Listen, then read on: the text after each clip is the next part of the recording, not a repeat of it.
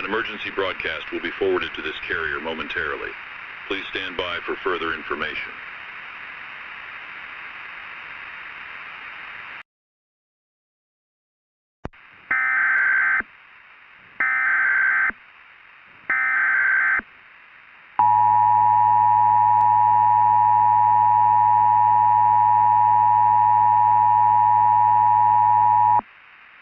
The civil authorities have issued a civil emergency message for Essex County, New Jersey, effective until 7:55 a.m. on January 4, 2004.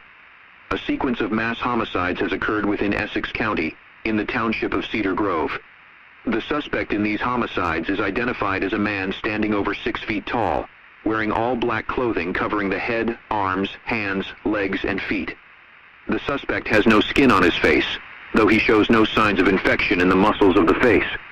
The suspect's name is